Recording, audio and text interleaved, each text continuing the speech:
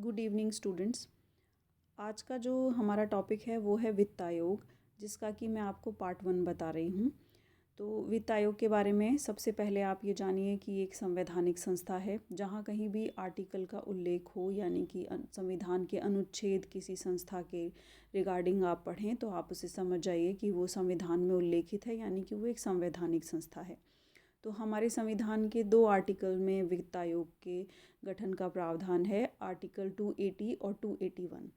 Article 280 वित्त आयोग के गठन के बारे में जानकारी देता है, जबकि आर्टिकल 281 में इसकी रिपोर्ट के बारे में विवरण दिया हुआ है। जो हम आगे पढ़ेंगे तो आता जाएगा।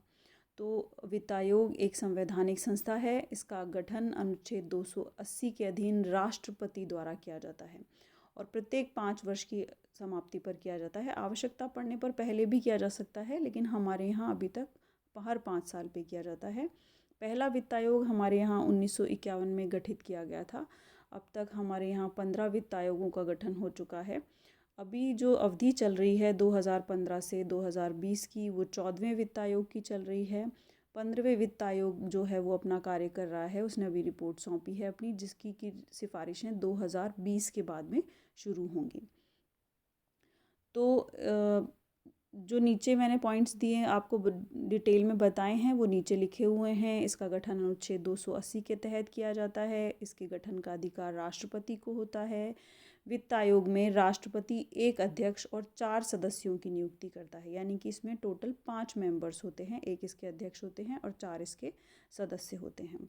जिस प्रकार से केंद्र के लिए आर्टिकल 280 के तहत केंद्रीय वित्त आयोग का गठन किया जाता है, उसी प्रकार राज्यों के लिए भी संविधान के अनुच्छेद 243 के तहत राज्य वित्त आयोगों का गठन किया जाता है। ये जब आप कभी स्थानीय प्रशासन पढ़ेंगे तो उसमें डिटेल में आएगा।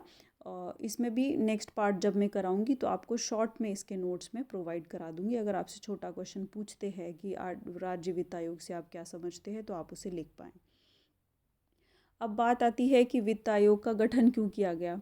तो देखिए, हमारी जो व्यवस्था है जो है वो संघ सरकार की है। संघ सरकार में 2 स्तर पर सरकारें होती हैं, केंद्रीय सरकारें और राज्य सरकारें। ये सरकारें, कोई भी राज्य सरकार केंद्र के अधीन नहीं है, अपने अपने क्षेत्र में दोनों स्वतंत्र हैं।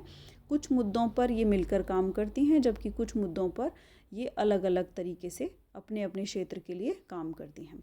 तो हमारे यहाँ क्या किया गया है कि हमारे संविधान में राज्य सरकारों को संघ से वित्तीय सहायता लेने का प्रावधान है, क्योंकि हमारे यहाँ ज़्यादा वित्तीय शक्तियाँ संघ सूची में है, यानी कि ऐसी टैक्सेस या ऐसी शुल्क या ऐसी फीस जो ज़्यादा इनकम देती हैं वो संघ सरकार के पास है, राज्यों के सर पास कम है। ऐसा सशक्त केंद्र के रूप में, केंद्र को सशक्त बनाने के लिए ऐसा किया गया था। तो फिर ये प्रावधान किया गया संविधान में कि राज्य चाहें तो केंद्र से सहायता ले सकते हैं। अब ये सहायता किन आधारों पर दी जानी चाहिए, इनकी सिफारिश करने के लिए ही वित्त आयोग का गठन किया जाता है। अब आता है वित्त आयोग के अध्यक्ष और सदस्यों की योग्यताएं। तो मैं बता चुकी हूँ आपको, इसमें एक अध्यक्ष होता है, 4 सदस्य होते हैं। तो वित्त आयोग का अध्यक्ष एक ऐसा व्यक्ति होता है जिसे सार्वजनिक कार्यों का अनुभव हो। कोई लिमिट नहीं है, वो कोई पॉलिटिशियन हो ज़रूरी नहीं है, वो कोई ब्यूरोक्रेट हो ज़रूरी नहीं है, वो कोई न्यायाधीश हो ये भी ज़रूरी नहीं है। ये भी हो सकते हैं, उसके अलावा और भी हो सकते हैं। मतलब कोई पॉलिटिशियन भी हो सकता है, ब्यूरोक्रेट भी हो सकता है, न्यायाधीश भी हो सकता है, या सरकार को लगता है कि इस व्यक्ति को जो है वो सार्वजनिक कार्यों का बहुत अनुभव है, इसका जो माइंडसेट है या इकोनॉमिक्स के क्षेत्र में जो इसका ज्ञान है वो बहुत वृहद स्तर पर है, उसे वो उसका अध्यक्ष बना सकता है। सदस्यों के लिए 4 सदस्य हैं, तो 4 के लिए क्या योग्यताएं हैं। एक सदस्य उच्च न्यायालय के न्यायाधीश, हाई कोर्ट के जज, हाई कोर्ट के वकील नहीं, हाई कोर्ट के जज होना चाहिए या उसके समकक्ष योग्यता रखने वाला होना चाहिए। दूसरा, सरकार के वित्त और लेखा का विशेष ज्ञान रखने वाला होना चाहिए। उसे फाइनेंस की और जो अकाउंटिंग है, गवर्नमेंट का सिस्टम है, उसकी जानकारी उसे होनी चाहिए। तीसरा, वित्तीय मामलों और प्रशासन का विस्तृत अनुभव रखने वाला होना चाहिए। और चौथा, अर्थशास्त्र का विशेष ज्ञान रखने वाला होना चाहिए। ये सदस्यों के लिए अहर्ताएँ हैं। अब आता है वित्त आयोग के कार्य क्या हैं। तो अनुच्छेद 280(3) के तहत वित्त आयोग को ये कार्य दिया गया है कि वो राष्ट्रपति को निम्नलिखित विषयों पर सिफारिश दे। शब्द पर ध्यान दीजिएगा, सिफारिश दे, यानी कि ये रिकमेंडेशंस देते हैं। पहला, संघ और राज्य के बीच करों का शुद्ध आगम का वितरण और राज्यों के बीच उनका आवंटन, यानी कि जो भी शुद्ध कर हैं, जो कि जिनसे कि इनकम प्राप्त हुई है या जिनसे कि भारत की संचित निधि बनती है, वो संघ और राज्य के बीच किस प्रकार से वितरित की जानी चाहिए, और फिर जो राज्यों का हिस्सा है उसमें राज्यों के बीच किस प्रकार से बंटवारा होना चाहिए। यानी कि दो स्तर पर हो गया, एक तो संघ और राज्य के बीच किस प्रकार वितरित होना चाहिए, और उसके बाद में राज्यों के बीच में जो अन्य जो राज्य हैं सारे, उनके बीच में किस प्रकार आवंटन होना चाहिए।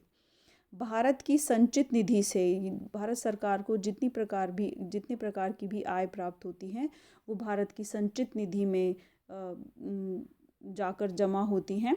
उसमें से राज्यों को जो सहायता अनुदान दिया जाता है, उसको निर्धारित करने वाले क्या सिद्धांत होना चाहिए। तीसरी इम्पॉर्टेंट रिकमेंडेशन ये क्या करते हैं कि राज्य का वित्त आयोग जो पंचायतों और नगरीय निकायों के संसाधनों की पूर्ति राज्य की संचित निधि से कैसे करेगा। यानी कि आप इसे ऐसे समझिए कि जो राज्य के वित्त आयोग हैं वो पहले सिफारिशें कर देते हैं कि पंचायतों और नगरीय निकायों को, यानी कि स्थानीय प्रशासन को, राज्य की संचित निधि से किस प्रकार भाग दिया जाना चाहिए और किस किस रूप में दिया जाना चाहिए। उसके बाद केंद्रीय वित्त आयोग जो है वो उन सिफारिशों को देख कर के राष्ट्रपति को भी सिफारिश करते हैं कि इस प्रकार से गाइडलाइन जारी की जानी चाहिए। अगर राष्ट्रपति वित्तीय स्थिति को सुदृढ़ करने से संबंधित कोई सुझाव मांगते हैं तो उसके बारे में भी सुझाव देने का अधिकार वित्त आयोग को होता है। पांचवा है कि वित्त आयोग अपनी प्रक्रिया स्वयं निर्धारित करता है।